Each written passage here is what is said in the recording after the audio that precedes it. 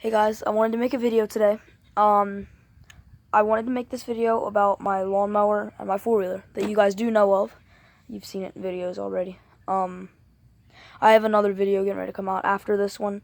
It's me and my friend going off-roading in the trails. So that's going to be a good video. I went through a pretty big mud hole and got stuck pretty good. But I just found a nice set of tires online for $100, and I'm getting ready to get those. So I shouldn't be getting stuck too bad anymore.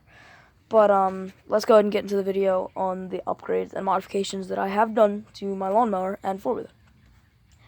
First off, we're going to start with the lawnmower because it doesn't really have as many modifications. It's one simple thing. And many people have done this before on other off-road channels, off-road lawnmower channels, and you're going to want to check them out because they're really good at stuff.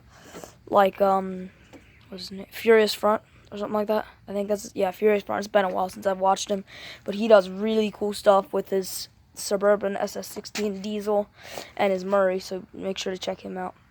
I don't really personally know him. I just watch his channel, and it's pretty good content, so just check it out. Yeah, so let's start with the mower. Okay, so you guys have seen this thing running, and previously, my best friend Braden, you know him, he was getting ready to ride it, and right when I was starting it, the starter blew up and burned up. So I put a different starter on I had laying around, and turns out it was blown up too. So I had no way of starting it, except one thing that I've seen on other channels that I've mentioned, and that is pull starting. Now, every time I see someone pull starting something, it's most likely on like a 12 Briggs flathead or something. Nothing big like this monstrosity 20 with a V-twin. So, I mean, it's really hard to do because of the compression on 2 cylinders, so it's a lot harder to pull and all. But I mean, it works, and you just go to the store, buy a $5 pull cord. You're gonna cut a notch in there so your knot can go and stick. Make sure it's facing in the correct direction you spin your motor. In this case, my motor spins to the right, so I'm gonna want the notch facing the right, so that when I pull it, it grips on there, and when it spins the other way after it runs, it releases it out. And it's a good design. I just simply welded it right to the shaft because this literally is just one of my play mowers, and I could care less on what happens. So I'm going to try and demonstrate on how this works because it is really hard to do. You know, you got to get the choke on, you got to turn the key on, you have to give it gas at the same time you're pulling it. It's really hard to do. And once it gets warmed up and you've been riding it for a while, go ahead and shut it off. It starts first pull every time after it's warmed up though. So it's going to take a few pulls, but yeah, I'll demonstrate that real quick. Alright, so this could go good or it could go badly. The camera is barely even balancing, so I might drop you guys. So let's try this out real quick. Well, I'm not gonna drop you. I'm most likely gonna drop you. So, okay, here we go, guys. Get it past the no, we want it at the compression stroke. All right, here we go. Give it a little bit of gas real quick. All right, here we go. And once, like I said, this thing's really not that easy to pull. So just tie a knot right there, go around the pull cord, like so. Try and get it around. And these guys are easy to start if you turn it until you hit the compression stroke. And that's only cylinder number 2 compression. Then it hits cylinder number 1 compression. So it's got 2 compression strokes. So that's why it's so hard to pull. Here we go. Nothing on that one, obviously. And we'll go ahead and try just one more time, and then I'll start it off camera and let it get warmed up, and then I'll start it again on camera so I can show you guys how it runs. Yeah, I don't think it's going to start up, guys, so I'll see you back in a minute. Alright, here we go, guys. I've pulled it a few more times. It should be primed enough with fuel because I wasn't really pulling it as hard as I should have been. So it should be ready to fire right up real quick. So let's try it out.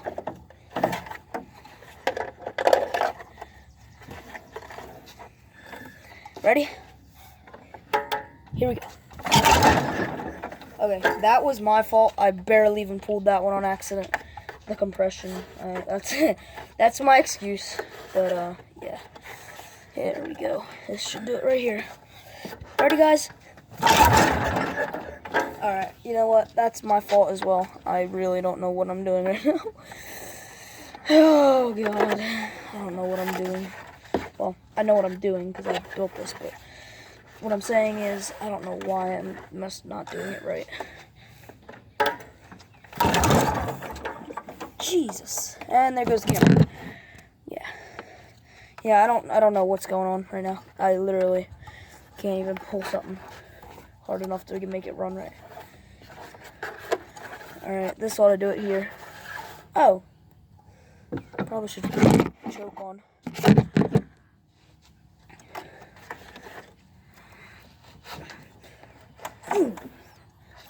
Alright, here we go, guys.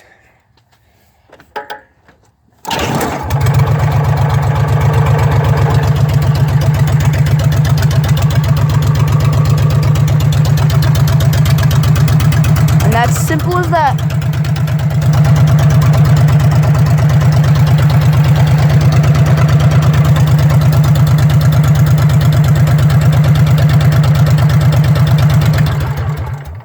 See, guys? Simple as that.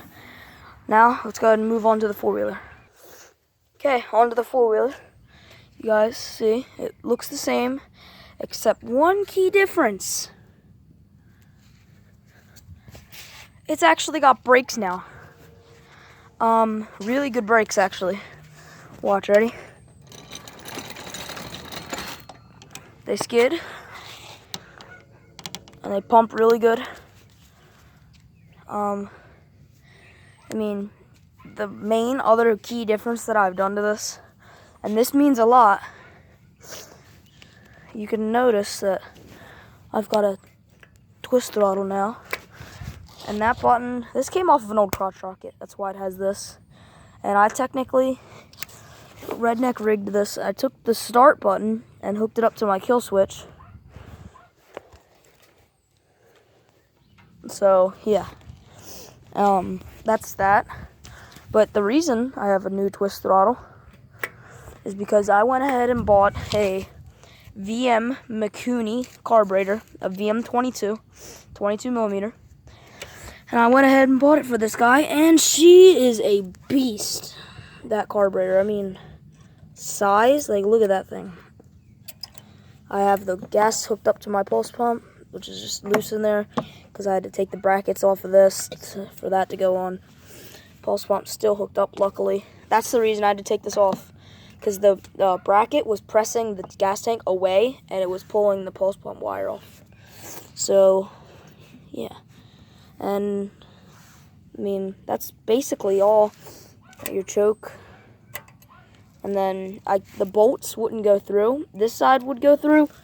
But on this side, the bolt wouldn't go through here because the choke was in the way. I couldn't get the bolt to go through there. So I had to put studs into the motor with nuts on each side. And we got an idle screw. And we've got our air screw right there. Now, this guy starts up first pull now, basically. And this right here is your crankcase vent.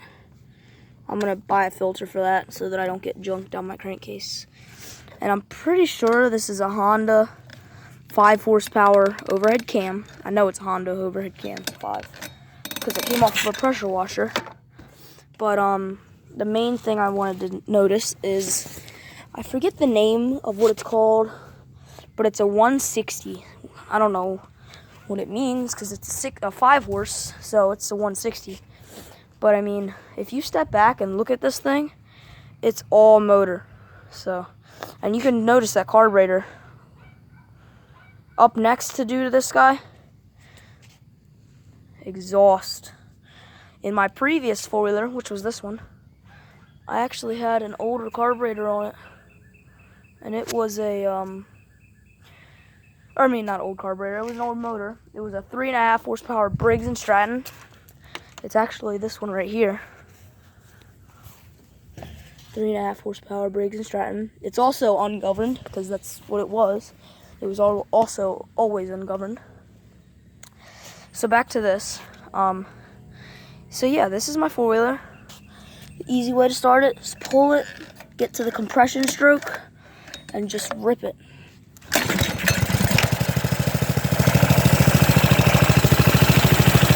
Brakes, twist, kill. I'm not gonna kill it because I really want it to ride for a second, so. That's my neighbor, my best friend neighbor.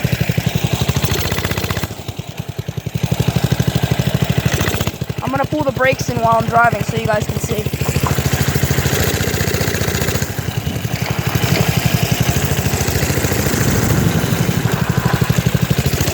Yeah, they're good brakes. Let's see how fast I can go one-handed.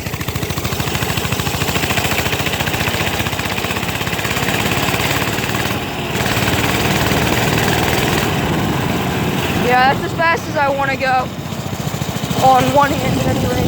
Because this thing goes 40 miles an hour, and I don't really see how safe it is to go one-handed.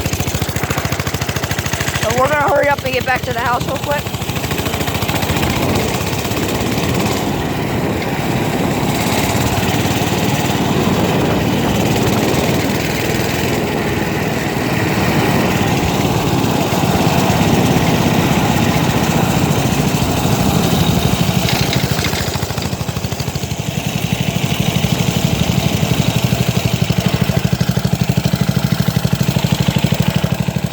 And that is all for this video.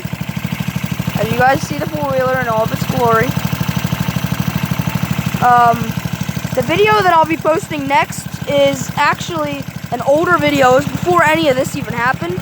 So it wasn't on, my pull start wasn't on the mower when all this happened. So don't worry about that. And this thing was still down. It had no carburetor on it at the time. So just don't worry about any of that. And this video is being posted after that video. Because I haven't really had time to get around to post the other one. But that's all I can say. For now, this thing's a boss. And I hope you guys enjoy the video. Like, subscribe, comment. Tell me if you like it. Tell me if you think that carburetor. And oddly enough, I bought that carburetor on Amazon for $25. Now, I want you guys to comment if you think that carburetor was worth $25. Because it works great. That's all I can say. So, hope you guys enjoyed the video, and see ya.